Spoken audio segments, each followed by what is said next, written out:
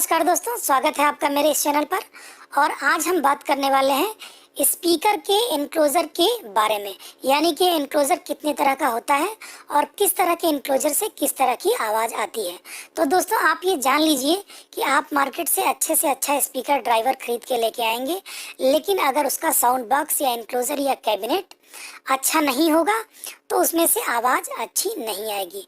वैसे तो अगर आप अपने स्पीकर को किसी भी तरीके के बॉक्स में डाल दें तो आवाज़ उसमें से आएगी, लेकिन दोस्तों एक प्रॉपरली डिजाइंड जो एनक्लोजर होता है उस आवाज़ का मुकाबला कभी भी बिना डिजाइन वाला बॉक्स नहीं कर सकता है। और स्पीकर का एनक्लोजर ही बिल्कुल बेसिक पॉइंट है ऑडियो अच्छी लेने के लिए। और दोस्तों ये भी जान लीजिए कि ऑडियो जो ओवरऑल आती है उसमें एनक्लोजर ज़्यादा इम्पोर्टेंट है आपके एम्पलीफायर से भी।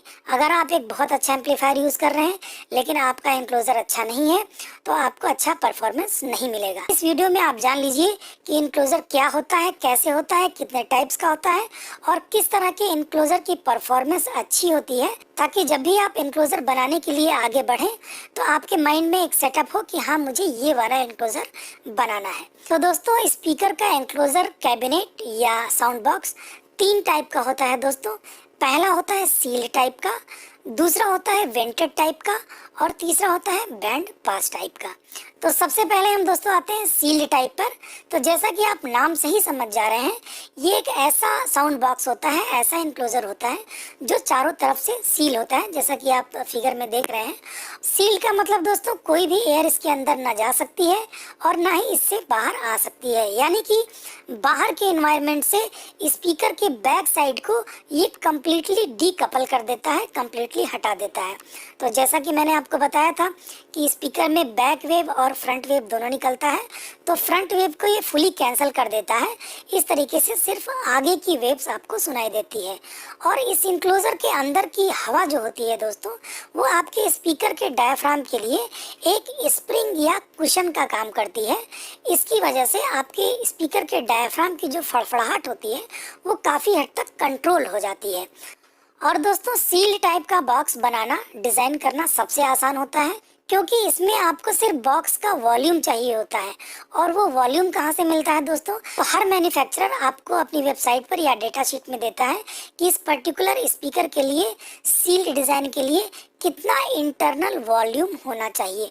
जैसे कि इस पर्टिकुलर सबवूफर के बारे में अगर हम बात करें दोस्तों, सबसे पहला मॉडल आप देख रहे हैं उसमें आपको दिया हुआ है स्पीकर मैन्युफैक्चरर की तरफ से कि अगर आप सील्ड इनक्लोजर बनाते हैं तो आपको 35.4 लीटर का वॉल्यूम चाहिए।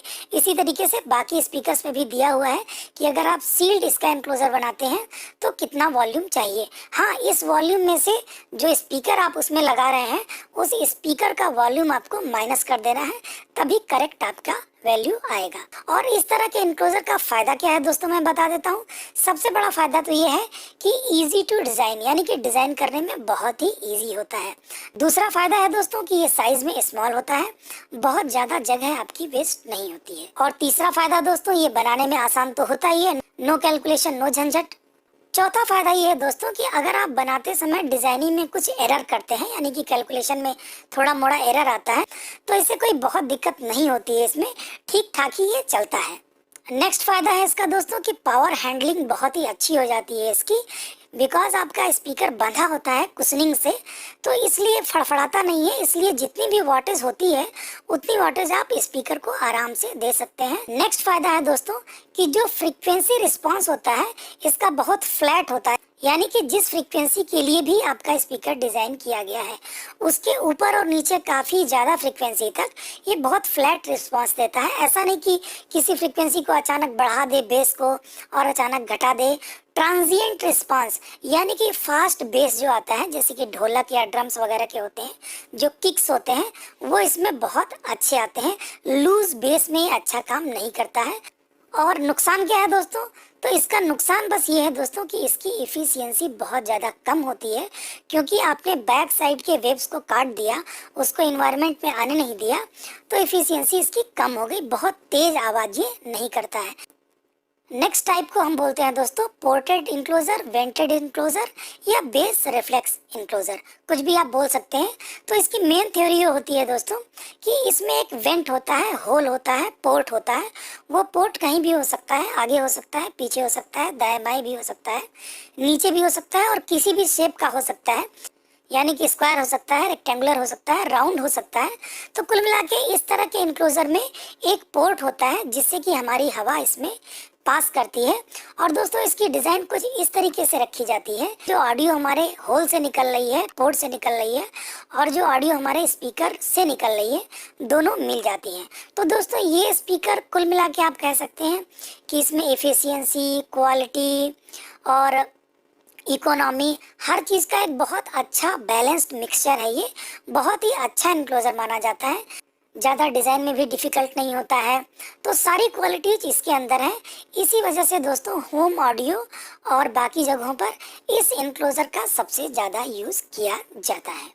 और दोस्तों जो इसमें पोर्ट होता है, तो आप ऐसा समझते हैं कि पोर्ट बस ऐसे एक लगा दिया है, कोई हमने पाइप लगा दिया, तो ऐसा कुछ नहीं है। पोर्ट का रेडियस, पोर्ट की लेंथ, ये सारी चीज़ें कैलकुलेशन से आती हैं और इनके सॉफ्टवेयर होते हैं, उनसे ही आप निकाल सकते हैं कि अगर आपने एक पर्टिकुलर ड्राइवर लगाया है तो कितने पोर्ट का लेंथ होगा, कितनी पोर्ट की रेडियस होगी और कितने आपके वॉल के हाइट, लेंथ, विड्थ, सारी चीज़ें जो है आपको सॉफ्टवेयर से निकालनी है। और इसके फायदे क्या है दोस्तों, मैं आपको बता देता हूँ। पहली बात तो है कि इसकी इफिशियंसी सील्ड वाले से बहुत ज़्यादा होती है, 3 डेसिबल्स ज़्यादा होती है। और ऑडियो की दुनिया में आप जानते हैं 3 डेसिबल्स का मतलब होता है डबल साउंड पावर, यानी कि डबल एसपीआर। और दूसरी बात है दोस्तों, जो सील्ड वाला था उसकी जो स्पीकर की रेजोनेंस फ्रीक्वेंसी थी, जैसे मान लीजिए कि 50 हर्ट्ज है, तो वो 50 हर्ट्ज मिनिमम पैदा कर सकता था सील्ड वाला। लेकिन ये पोर्टेड वाला है, 50 हर्ट्ज के भी नीचे जा सकता है, क्योंकि पोर्ट की साइज के हिसाब से, लेंथ के हिसाब से हम इसको लोअर फ्रीक्वेंसी के लिए भी ट्यून कर सकते हैं। यानी कि जितने रेजोनेंस फ्रीक्वेंसी का आपने ड्राइवर लिया है, उससे कम फ्रीक्वेंसी भी आप बेस रिफ्लेक्स डिजाइनिंग में ले सकते हैं। ये एक बहुत बड़ा फायदा है। इसके नुकसान क्या है दोस्तों, जान लीजिए। पहली बात तो टाइट बेस उतनी अच्छी नहीं देता है जितना कि आपका सील्ड इनक्लोजर देता है। दूसरी प्रॉब्लम है दोस्तों इसके साथ कि डिजाइनिंग इसकी सिंपल नहीं है, थोड़ी सी कॉम्प्लिकेटेड है, लेकिन सील्ड की तुलना में कॉम्प्लिकेटेड है। आपको सारी चीजें कैलकुलेट करनी है, सिर्फ आपको इंटरनल वॉल्यूम ही ध्यान में नहीं रखना है, पोर्ट लेंथ और स्पीकर प्लेसमेंट, बहुत सारी चीजें आपको ध्यान में रखनी है। नेक्स्ट प्रॉब्लम है दोस्तों, हाई वॉल्यूम पे थोड़ा सा इसमें डिस्टॉर्शन आ जाता है, क्योंकि एयर जब पोर्ट से ज़्यादा तेज से निकलने लगती है तो एयर पोर्ट से रगड़ती है। और रोल ऑफ मैंने बताया दोस्तों, जैसे कि आप एक पर्टिकुलर ऑडियो सॉन्ग आप बजा रहे हैं, लेकिन उसमें अचानक से वो फ्रीक्वेंसी आ गई जिसके लिए ये आपका बेस रिफ्लेक्स स्पीकर ट्यून्ड है, यानी कि बेस अचानक बढ़ेगा और अचानक घटेगा, ये प्रॉब्लम होती है। और सिर्फ इंफॉर्मेशन के लिए बता देता हूँ दोस्तों, एक पैसिव रेडिएटर स्पीकर होता है, वो भी बेस रिफ्लेक्स का ही एक टाइप है। जहाँ पर आपका पोर्ट लगा है वहाँ पर आप एक पैसिव रेडिएटर लगा देते हैं। पैसिव रेडिएटर में एक वेट लगाया जाता है और उसकी एक पर्टिकुलर फ्रीक्वेंसी होती है, उस फ्रीक्वेंसी पर आते ही वो रेजोनेंस फ्रीक्वेंसी पैदा करने लगता है, जिसकी वजह से अचानक वो बेस बहुत ज़्यादा बढ़ जाता है। और बिकॉज पैसिव रेडिएटर लगाने से हवा भी अंदर से बाहर नहीं जाती, तो जो हवा की वजह से डिस्टॉर्शन आता है वो भी कम हो जाता है। और पैसिव रेडिएटर वहाँ पे लगाया जाता है दोस्तों जहाँ स्पेस की बहुत कमी होती है। इसी वजह से दोस्तों आजकल जो ब्लूटूथ स्पीकर्स वगैरह आ रहे हैं, या जो भी आप छोटे छोटे ऑडियो सिस्टम क्लास डी वाले देखेंगे, तो सभी में आप देखेंगे कि बेस रेडिएटर लगा होता है, पैसिव रेडिएटर लगा होता है। तो कम स्पेस में अच्छी ऑडियो निकालने के लिए पैसिव रेडिएटर एक बहुत ही अच्छा उपाय है। तीसरा जो टाइप है दोस्तों, जिसे हम बैंड पास कहते हैं, ये भी एक पोर्टेड का ही टाइप है, लेकिन इसमें दोनों कैरेक्टर हैं, पोर्टेड वाले भी कैरेक्टर हैं और सील्ड वाले भी कैरेक्टर हैं। जैसा कि आप नाम से ही समझ गए होंगे कि एक पर्टिकुलर फ्रीक्वेंसी बैंड को पास करता है, इसीलिए इसका नाम बैंड पास रखा गया है। जैसा कि आपने देखा दोस्तों सील्ड और बेस रिफ्लेक्स में कि आपको स्पीकर दिखाई दे रहा था, आपको पता चल रहा था कि स्पीकर कहाँ है, लेकिन बैंड पास का सबसे पहला कैरेक्टर यही है कि इसमें आपको स्पीकर नहीं दिखाई देगा, स्पीकर अंदर लगा होता है, इसमें बाहर सिर्फ पोर्ट होते हैं। मैंने बताया था आपको दोस्तों कि सील्ड का फ्रीक्वेंसी रिस्पांस थोड़ा वाइड होता है, यानी कि एक ज़्यादा फ्रीक्वेंसी बैंड को कवर करता है। बेस वाला उससे कम फ्रीक्वेंसी बैंड को कवर करता है और जो बैंड पास इंक्लोजर होता है दोस्तों, उसका फ्रीक्वेंसी बैंड बहुत ही नैरो होता है, यानी कि वो एक बहुत पर्टिकुलर फ्रीक्वेंसी को ही पकड़ के बूस्ट करता है। और वैसी फ्रीक्वेंसी आते ही दोस्तों अचानक ही बहुत ही ज्यादा बूस्ट कर देता है, तो इसका गेन पर्टिकुलर फ्रीक्वेंसी के लिए बहुत ही ज्यादा होता है। और बैंड पास में भी कई टाइप के इंक्लूजर होते हैं दोस्तों, जैसे फोर्थ ऑर्डर का होता है। फोर्थ ऑर्डर में देखेंगे कि स्पीकर के एक साइड में सील्ड रहेगा और एक साइड में पोर्ट रहेगा। नेक्स्ट होता है आपका सिक्स ऑर्डर का। सिक्स ऑर्डर में देखेंगे स्पीकर के बैक और फ्रंट दोनों चैम्बर जो हैं, दोनों ही पोर्टेड चैम्बर्स हैं। और 8 ऑर्डर का जो बैंड पास बॉक्स होता है दोस्तों, उसमें आप देखेंगे कि स्पीकर के फ्रंट और बैक दोनों में पोर्ट है, और वो दोनों पोर्ट एक तीसरे इंक्लोजर में है जिसमें खुद से पोर्ट लगा हुआ है। यानी कि जैसे जैसे बैंड पास का नंबर आगे बढ़ता जाएगा 4, 6 और 8, वैसे ही इसका फ्रीक्वेंसी बैंड बहुत ही नैरो होता चला जाएगा। और आइए अब इसका फायदा जान लेते हैं दोस्तों कि बैंड पास का फायदा क्या है। तो सबसे पहला फायदा तो है दोस्तों इफिशियंसी।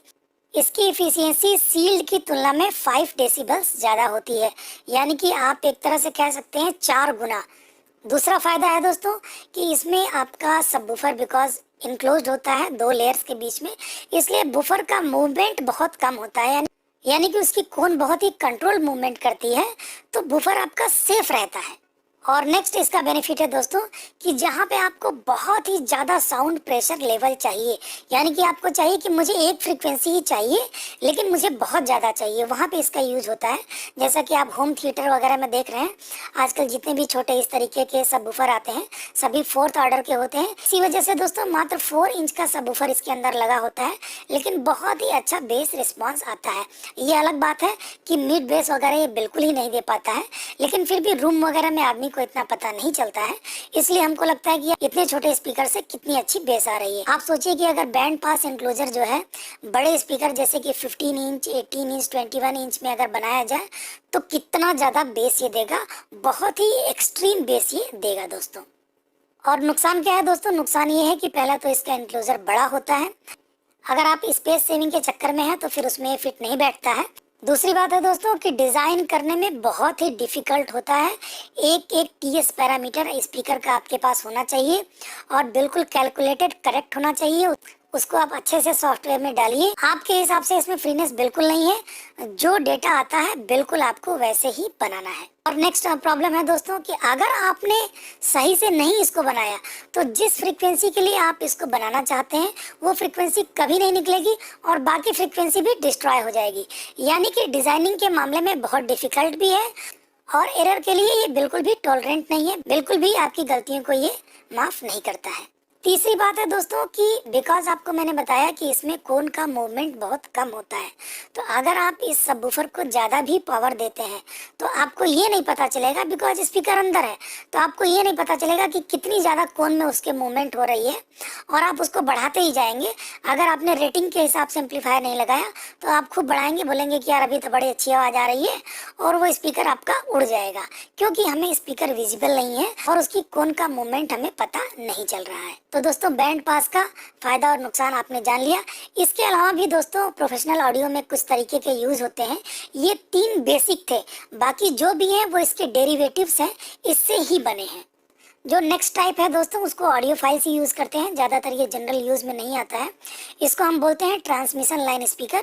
इसमें हम क्या करते हैं कि फ्रंट तो हमारा ओपन होता है, लेकिन बैक से जो फ्रीक्वेंसीज निकल रही है उसको हम इतना घुमाते हैं कि ट्यून्ड फ्रीक्वेंसी के अलावा जो फ्रीक्वेंसी जो ऑडियो व्यूज में मिक्स है वो सारे ही उसके अंदर एब्जॉर्ब होती है, और फाइनली जो चीज निकलती है वो प्योर बेस होता है। तो इसकी भी इफिशियंसी बहुत अच्छी होती है, लेकिन इसकी डिजाइनिंग बहुत ही ज्यादा कॉम्प्लिकेटेड होती है। इसका फायदा मैं बता देता हूं दोस्तों कि बहुत ही लो फ्रीक्वेंसी का आप रिस्पांस इससे पैदा कर सकते हैं, यहाँ तक कि सब सोनिक यानी कि 20 के नीचे तक की फ्रीक्वेंसी भी आप इससे पैदा कर सकते हैं, जिसे सिर्फ महसूस किया जा सकता है, सुना नहीं जा सकता है। तो दोस्तों मुझे यकीन है कि इस वीडियो को देखने के बाद में एनक्लोजर के बारे में आपकी नॉलेज थोड़ा बहुत इंक्रीज ज़रूर हुई होगी और आपने कुछ आइडिया क्रिएट कर लिया होगा कि हाँ आपको किस तरीके का एनक्लोजर चाहिए। ओके दोस्तों, इसी के साथ मैं आपको इस वीडियो के लिए बाय बोलता हूँ। अगले वीडियो तक नमस्कार।